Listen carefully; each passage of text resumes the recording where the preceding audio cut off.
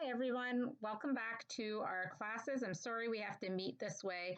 I was trying to turn the camera so that I could speak to you a little bit more in person, but then I can't change the camera back, so we will leave it like this. You can look at the paper.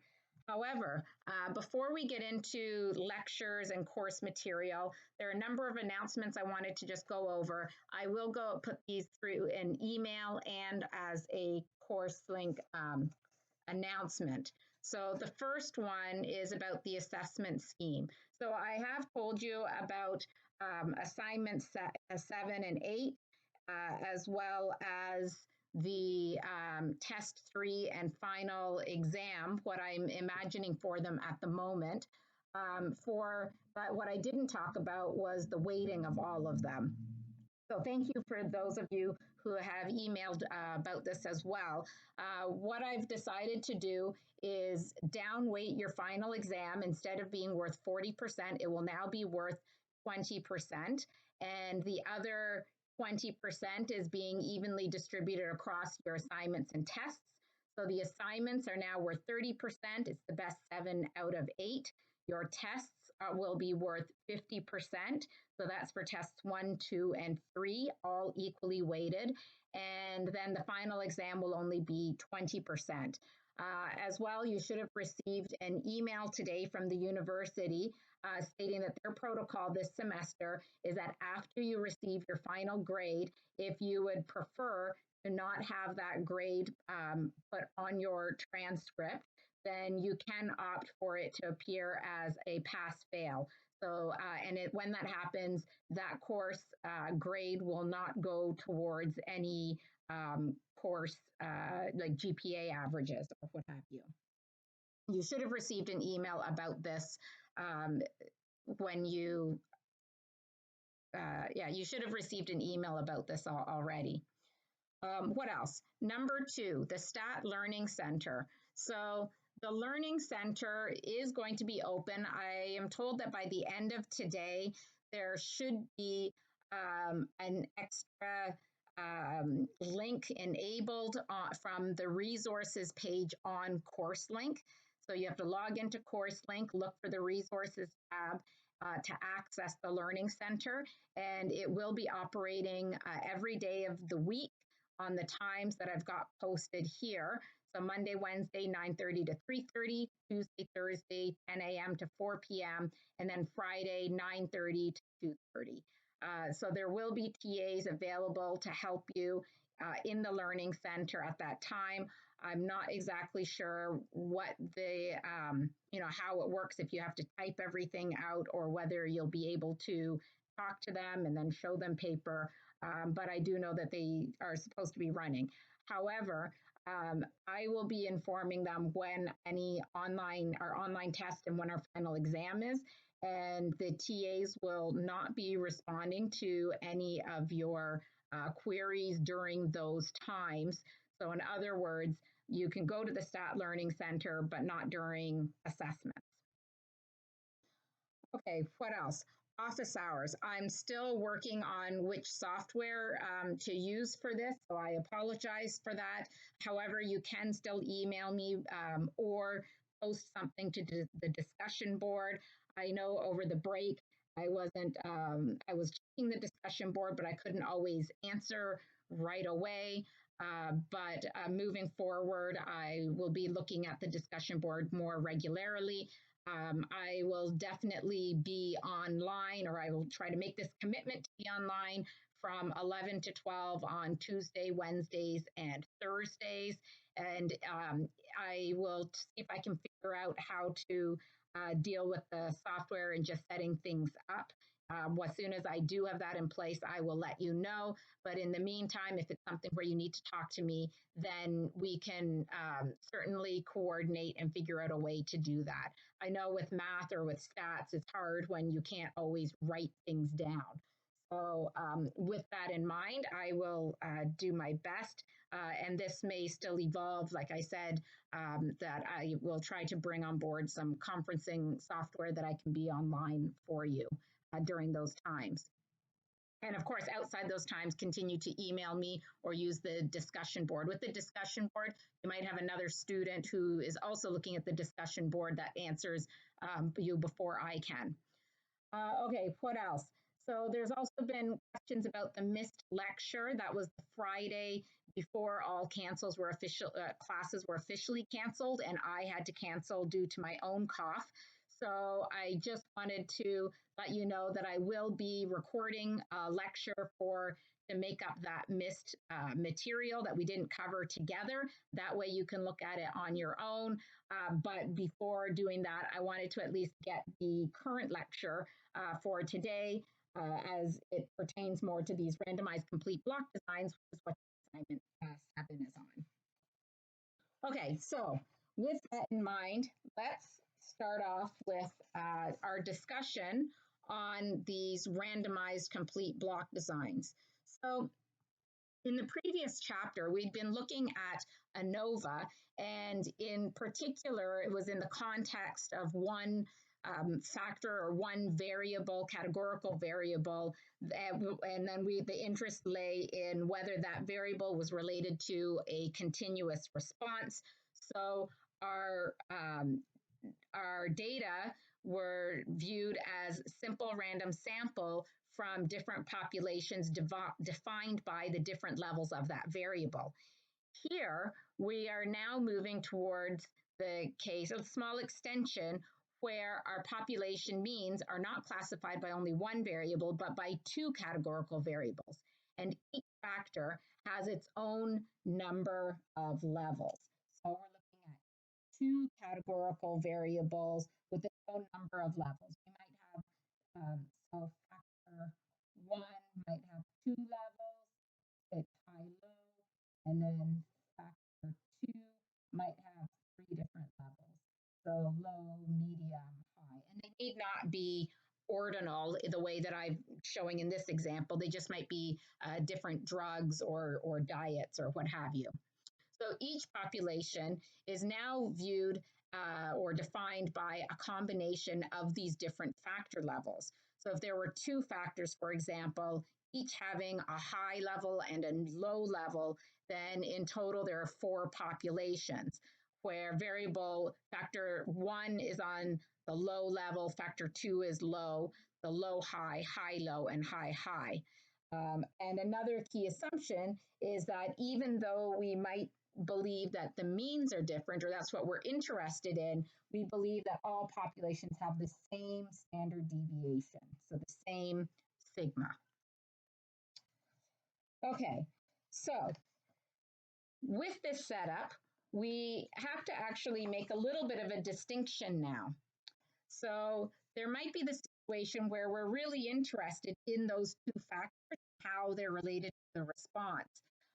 But in which case we probably want to do a completely randomized design. What we're going to discuss today are randomized complete block designs, which we need to distinguish from those completely randomized designs. In particular, here our interest lies in the relationship of only one of the factors or treatment with the response. The second factor is considered a nuisance, and that's our blocking variable. By nuisance, I mean we're not interested in it, but we know it might be related to the response, so we need to account for it. So the way that a randomized complete design proceeds is that we first group experimental units into our different blocks.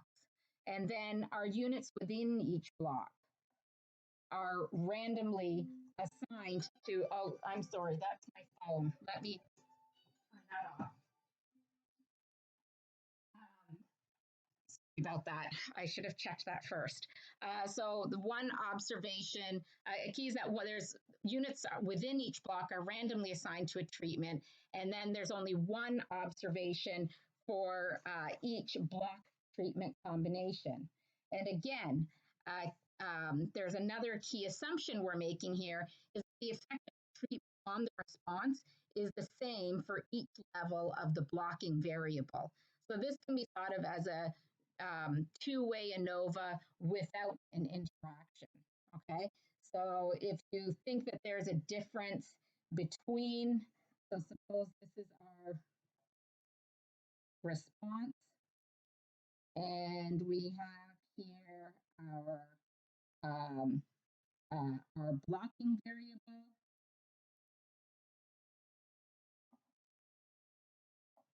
And then maybe you have a treatment, something like this, and this might be on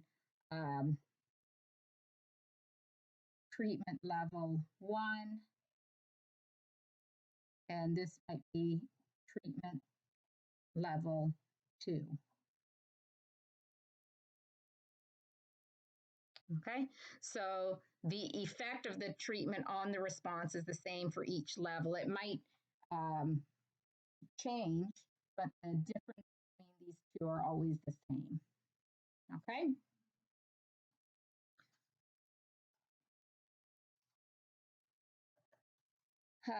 Oh, right. There's one more point to be made here. When we talk about the two-way ANOVA, so that's what's in chapter 13 of your textbook, they discuss this interaction effect. When we're dealing with the randomized complete design, because we choose our blocks and then do the random assignment to treatment within the block, we are removing this interaction effect. So we can think of it as a two-way ANOVA without an interaction. Okay, so let's look at an example. Here's one that's on the diet on male weight reduction. And suppose that the responsive interest is the weight reduction in pounds after 1 month. So we will have males that are assigned to different treatments. Suppose the treatments are actually diets. So here's one where the diets are not ordinal, they're nominal, and I'm just going to label them as D1, D2, D3 for diets 1, 2, and 3. And then suppose that diets 1 and 2 are new diets that are going to be tested, whereas diet 3 is a standard recommended diet that's considered to be our control. Now, it's also known that the weight reduction depends on the body mass index of the individual on the diet. So we might be interested in taking our data into blocks or our observations. So we might have capital B equals 5 BMI groups. So I'm kind of introducing some notation here. We have I levels of treatment and B levels of our blocking variable.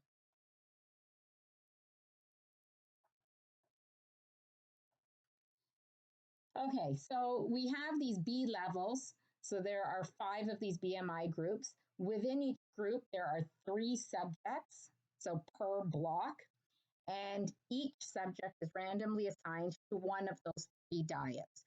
So in total, there are going to be capital N equals I times J. Sorry, that should be times B, which equals 15 observations.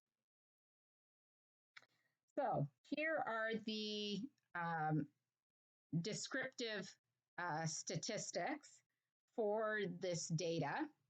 And so what we see in each cell, what we have is treatment means, these are the X bars, and across the rows, we have the average of all of those means. So these are for block 1 or the BMI group. The average is 3.34. So this is for the BMI, and the notation that's being used is these are the X bar J's, where J is equal to 1 capital B. Across down the columns at the bottom, we can also do some averaging. These are our treatment means, and so here the treatment is diet, and then the notation we're using is X bar I equals 1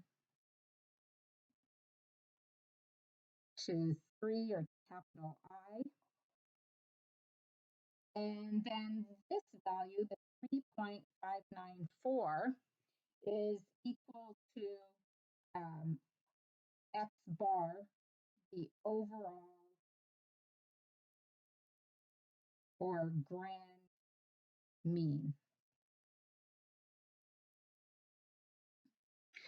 Okay, so our data itself are the means for each block treatment combination. And then we can also look at the row means and the column means. And then we need to be careful to note that these row means are the block means, column means are the treatment means. And then we can average any of these values or those values or the average of all of these. That's giving us our overall or our grand mean. Okay, so from this data, how can we construct our ANOVA table?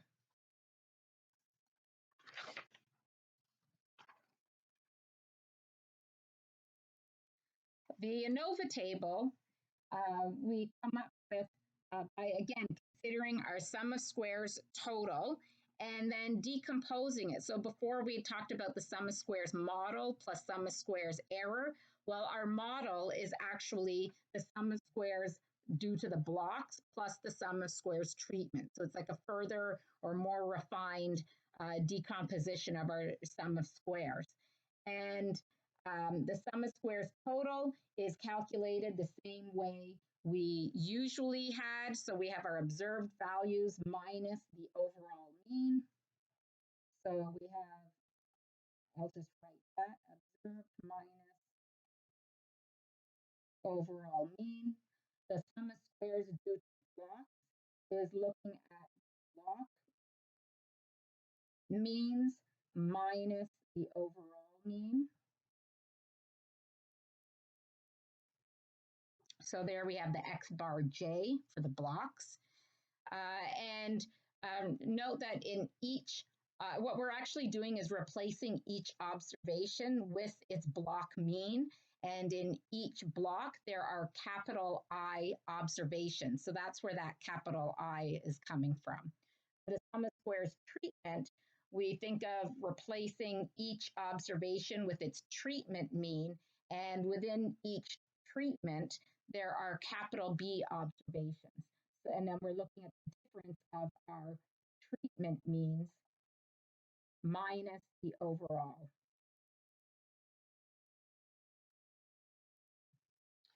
And then the sum of squares error we can get just by subtraction.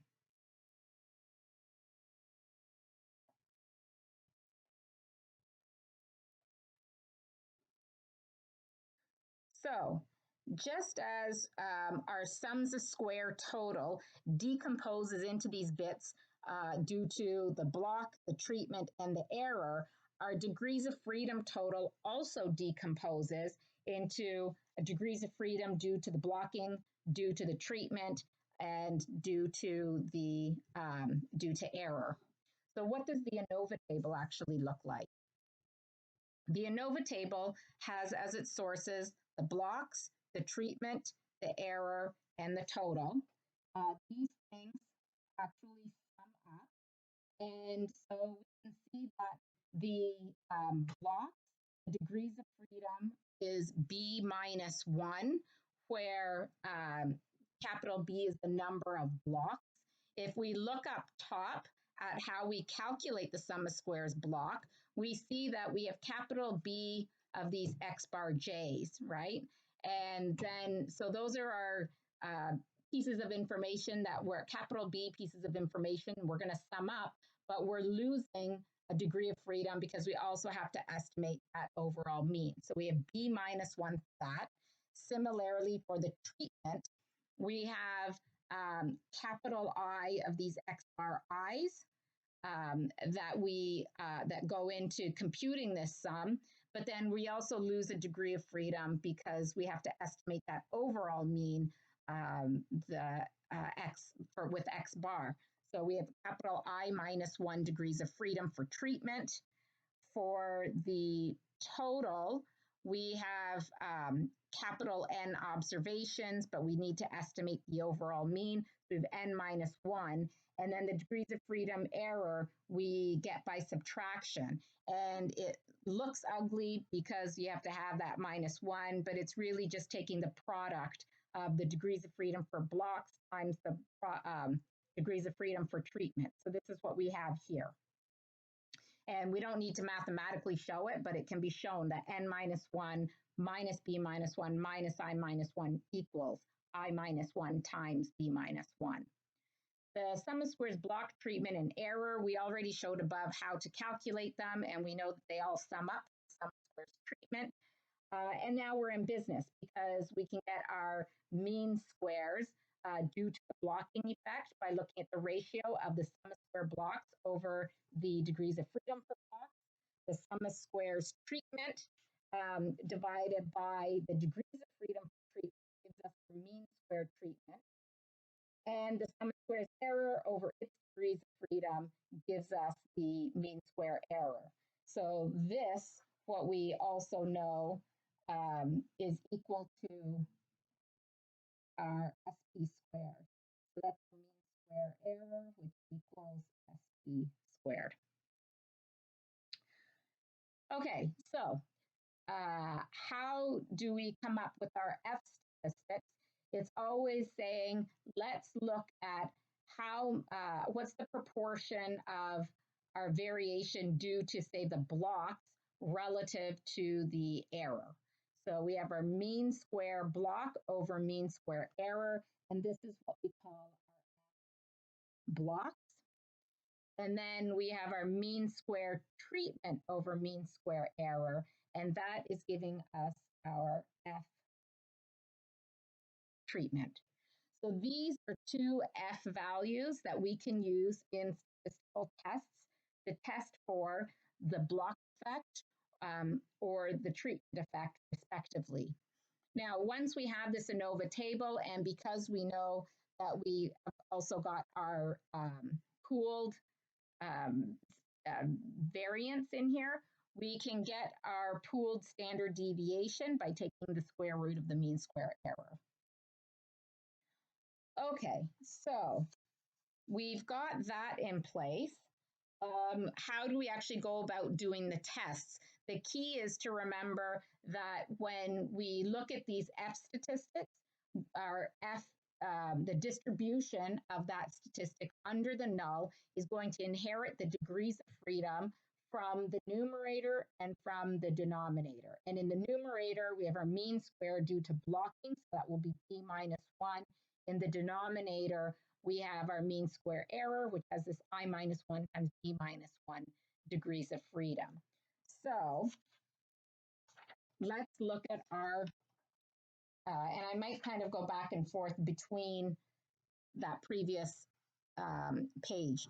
But if we want to test for a block effect, then we, the null hypothesis is that all of our blockment means are our block means. So our mean, and I'm just doing this blocking just to differentiate it from our treatment, in which case we'll just use mu. So that the block mean under block 1 is equal to the block mean for group block 2, etc., up to block B, versus the null hypothesis that they are not equal. Our F statistic is that ratio, mean square block over mean square error, and what we just discussed is that under the null distribution, this is distributed as an F with degrees of freedom B minus 1 in the numerator, I minus 1, B minus 1 in the denominator. And then our p-value is just the probability that capital F is greater than or equal to our observed statistic value. Remember, with the F, we're looking at ratios of mean squares that are always positive, and the larger that the numerator is, then the more evidence there is that the block actually has an effect on the response, okay, or is associated with the response.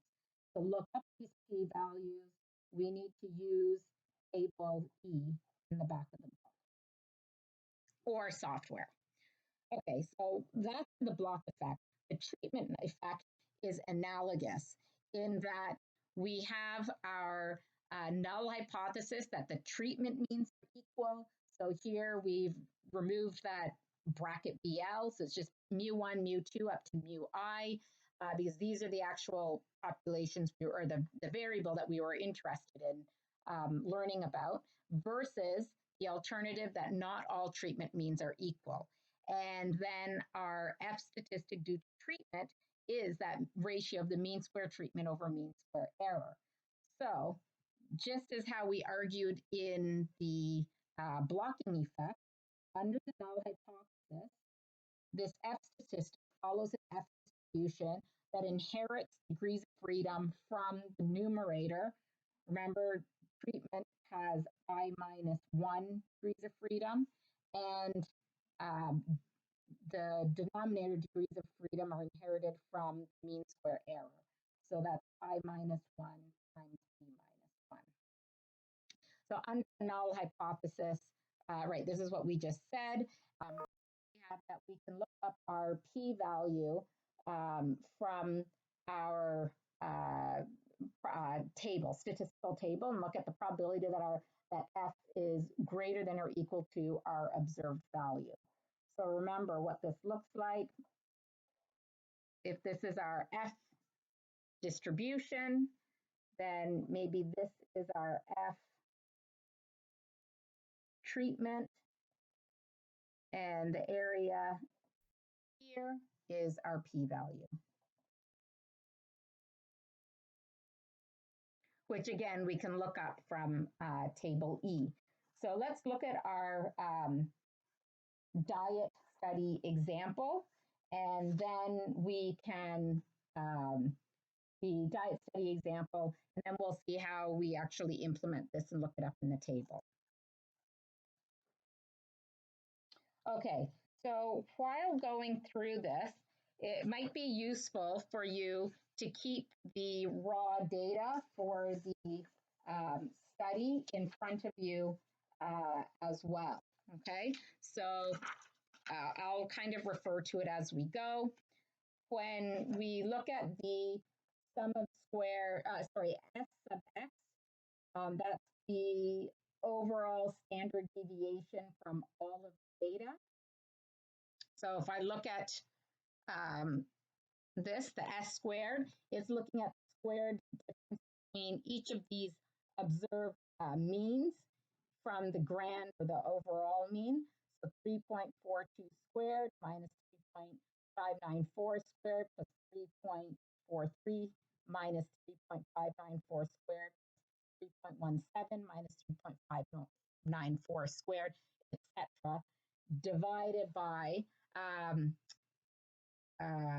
the n minus, capital N minus 1. So this actually needs capital N minus 1 in there. And then that gives us this 0.210197186. And the sum of squares treatment is then n minus 1 times, so this square root goes under everything. Sx squared, which equals 14. Remember, we have 15 observations, so now we multiply by 14, so that's n minus 1, times the Sx squared, which gives us 0.1856.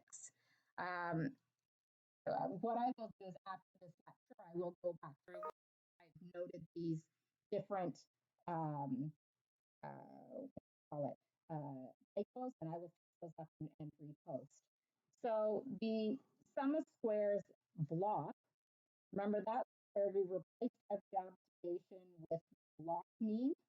So again, looking at our data, here are the block means. So we want to look at the difference between 3.34 and 3.59 squared. And there are 3 observations in each of these. So if we replaced each one with the block means, then that's what we get. So we'll have 3 times 3.34 minus 3.594 squared. Then we need to look at 3.5 minus the overall mean squared plus 3.59 minus 3.594 squared, etc. So that is what we have written here. The 3.34, 3.35 minus the mean, 3.59, etc. And then we're multiplying by 3 because there are 3 observations in each block. And then that gives us a sum of squares due to blocks of being 0.41136. For the sum of squares treatment, on the other hand, what we want to do is look at the difference between the treatment means and the overall mean. So that I might be able to fit this, at the same place. Okay, so for this, remember our treatment means are sitting here in the bottom row. So we get 3.684 minus 3.594 squared, the 3.668 minus the overall mean, and then 3.43 minus the overall mean squared. And if we replace all of our data with their treatment means, well, there are 5 observations within each treatment. So that's where that capital B is coming from. And we have a sum of squares treatment of 0.20236. So our sum of squares error is equal to the difference between the sum of squares total and then the sum of squares block sum of squares treatment. When we plug in our values, then we end up getting a sum of squares error of 0.00484. So we've got our sums of squares. The degrees of freedom are relatively straightforward. We're more or less in a position to calculate our mean squares. Okay, so the mean square due to blocks, and I can see there's some more typos here, which we will fix up, but the mean square due to blocks is equal to the sum of squares due to blocks over the degrees of freedom due to blocks. And we had, for the blocks there, we have our sums of squares. Remember, the degrees of freedom for blocks is equal to capital B minus 1, which equals 4. And when we look at the ratio, we have 0.10284. Now, if we want to look at the mean squares for treatment and for error, we play the same game. So I've obviously don't have these replaced, but we have our mean square treatment is equal to the sum of squares treatment divided by the degrees of freedom treatment,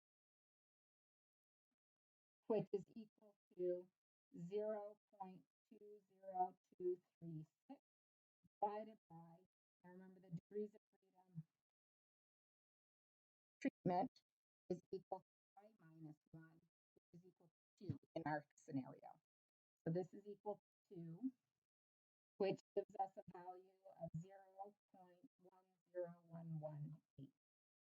Okay? So that's the mean square treatment.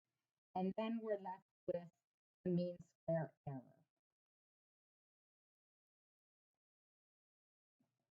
That's equal to the sum of squares error over the degrees of freedom error.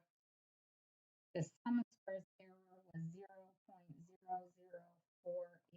0.00484 divided by, and now the degrees of freedom error was equal to I minus 1 times B minus 1. So that's 4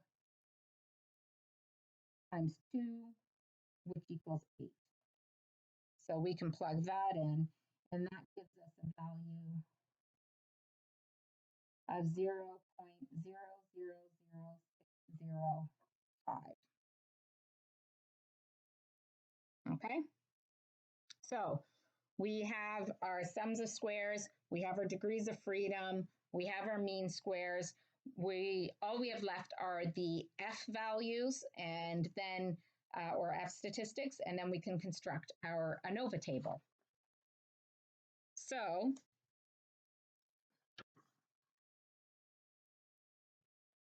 for the F values, we want to look at the ratio between the mean square blocks over the mean square error for the F due to blocking.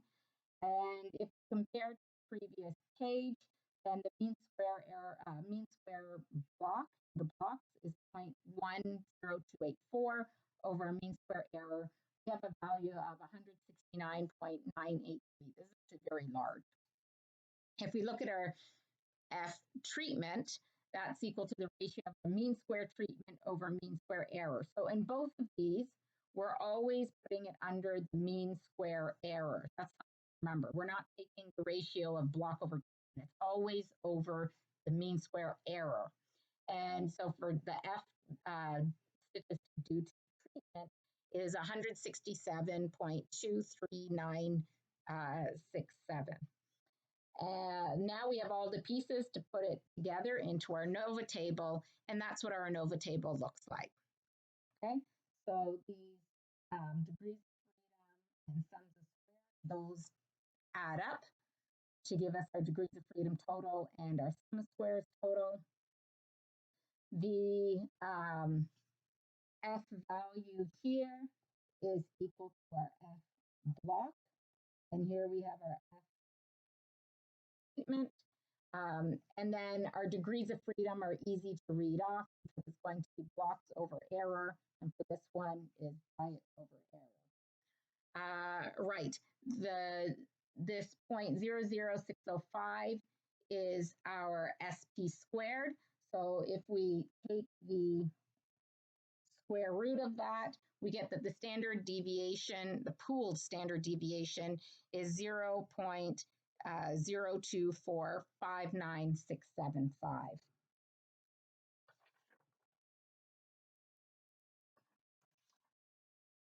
Okay, so to test our blocks, we already have all the information we need except the p-value. So the null hypothesis is that all the block means are equal versus the alternative that not all of them are equal. From our ANOVA table, we already have our F statistic, so 169.9834. And then the degrees of freedom are going to be 4 and 8, because those are the degrees of freedom for blocks and for error. And then we simply have to look up our F statistic. Now this one,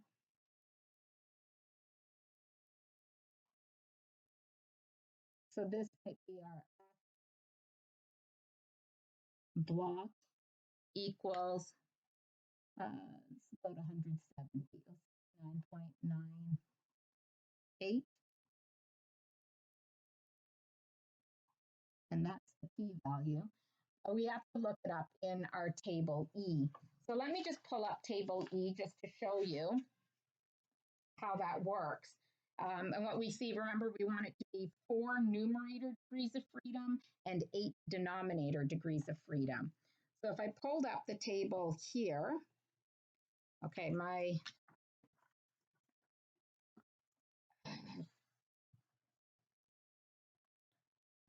.cam doesn't really like this positioning. Okay, so here we have our numerator degrees of freedom and 8 denominator degrees of freedom. This is on page P14. When we look at it, so at 14.39, you already have you only have 0.001 there. And we're talking about not 14.39, but 169.9 something. So there's actually way less than 0.001. But strictly speaking, this is what it is. The p-value is less than 0.001. So we can reject H naught. And conclude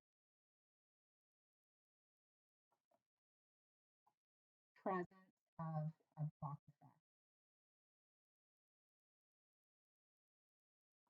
Not all blocks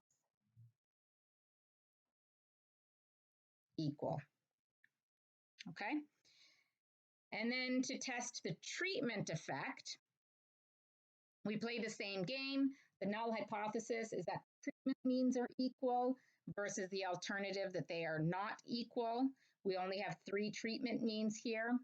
And then from the ANOVA table, our F value was 167.2397. So I'm just going to put that up here. So there was our F due to treatment. And again, we have a really high value test statistic. It's on 2 and 8 degrees of freedom under the null hypothesis. So that's telling us that our p-value is really small. It's much, much less than 0.001. So we can reject H-naught and conclude that the treatment means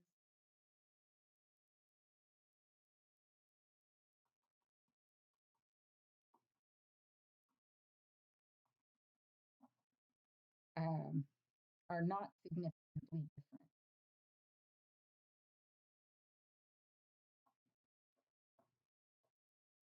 from each other.